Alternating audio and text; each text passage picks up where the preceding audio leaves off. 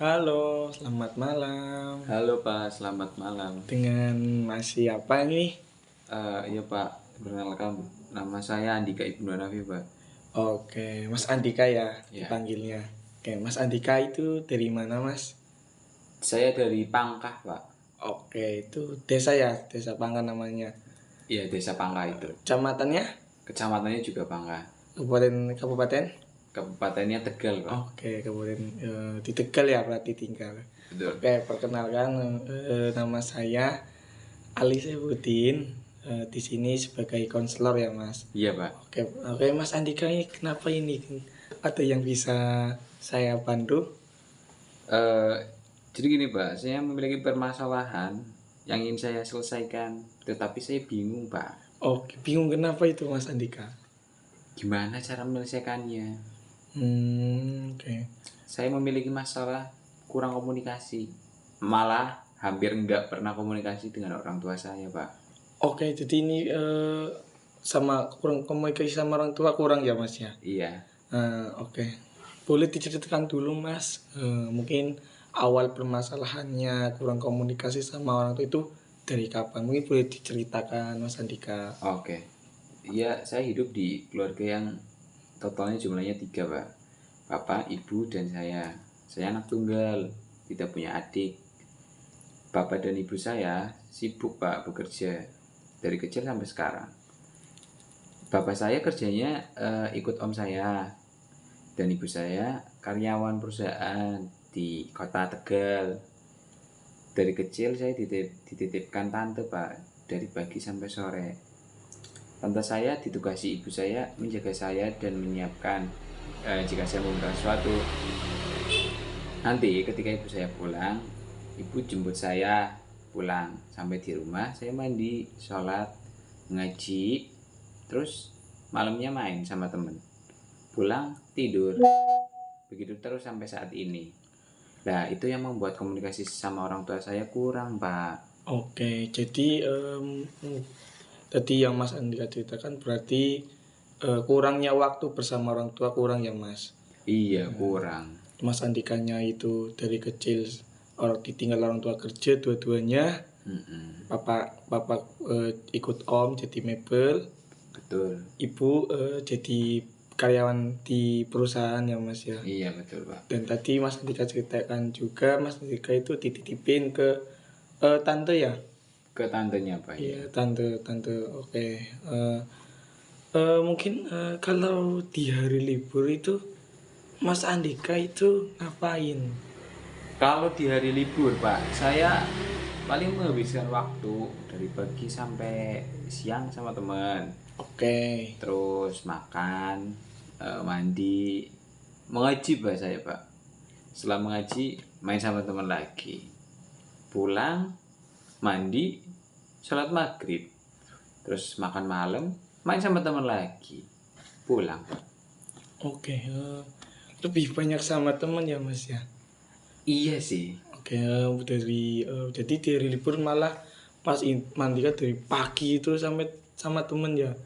Sampai siang ngaji, sampai sore lagi main lagi. Main Malam lagi. juga main. Main lagi Pak. Waktu mainnya itu lebih banyak ya Mas Lebih banyak. daripada sama orang tua. Betul. Oke Mas. Mas Andika itu apakah tidak pernah diajak liburan sama orang tua Mas? Wah, orang tua saya Pak tuh jarang mengajak liburan Pak.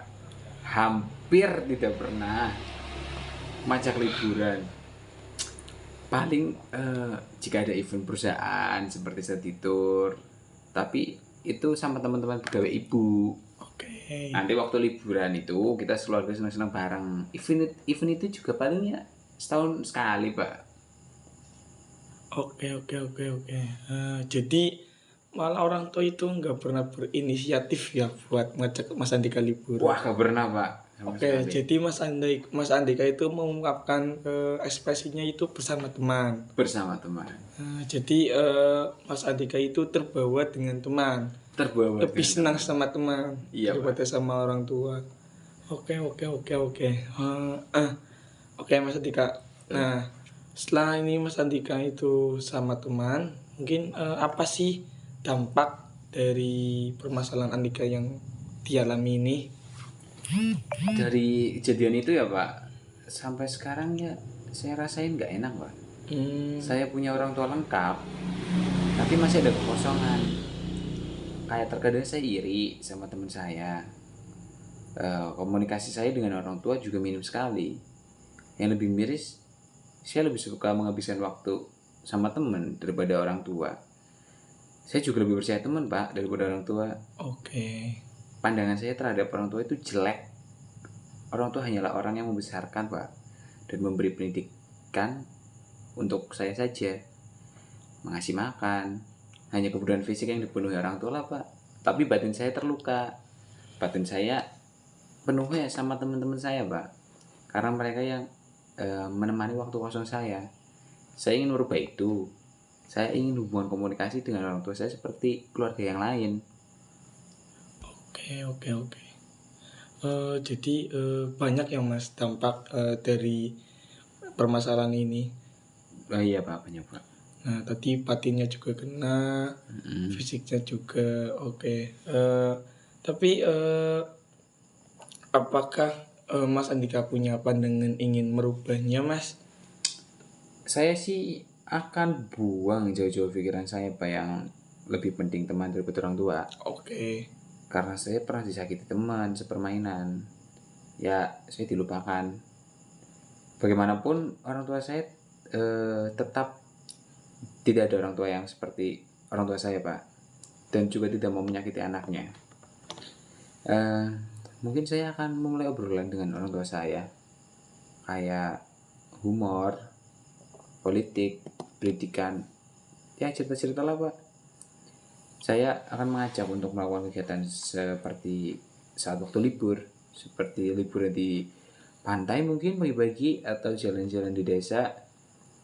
Saya juga pasti akan jujur tentang perasaan ini Pak kepada orang tua saya. Tapi setelah cara-cara tadi sudah saya lakukan, atau sudah ada awal yang baik di hubungan saya dengan orang tua saya Pak. Oke, betul. Jadi Mas Andika udah punya planning nih. Oke, yakin ya Mas ya sama planningnya Mas? Insya Allah. Oke, 100% ya Mas ya. Mungkin 100% Pak. Oke Mas. Jadi habis ini Mas Andika yakinkan pada diri Mas Andika untuk yakin 100%. Yakin Pak. Oke, tetap semangat ya Mas. Semangat Pak. Itulah posisi pada konsol ini.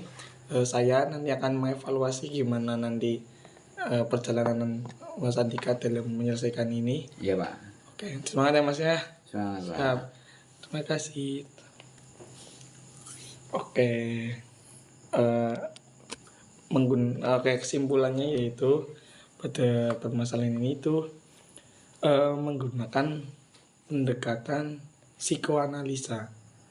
Karena tadi klien itu ingin melawan rasionalisme itu atau pikirannya yang salah pada pandangan klien tentang tadi teman lebih penting daripada orang tua. Itu kan pikiran yang salah dan klien ingin merubahnya. Ya, itu yang menjadi pendekatan. Kenapa dengan pendekatan psikoanalisa? Kemudian menindaklanjuti motivasi muncul yang tak sadar tentang pandangan buruk orang tua yang tadi mungkin gara-gara orang tua nggak pernah ngajak liburan, gara-gara waktu bersama klien dan orang tua itu kurang. Nah akhirnya itu klien itu tertanam motivasi di dalam sendiri. Nah dia itu percaya sama temannya gara-gara temannya itu banyak waktu, akhirnya muncul di dalam diri itu pandangan yang buruk terhadap orang tua.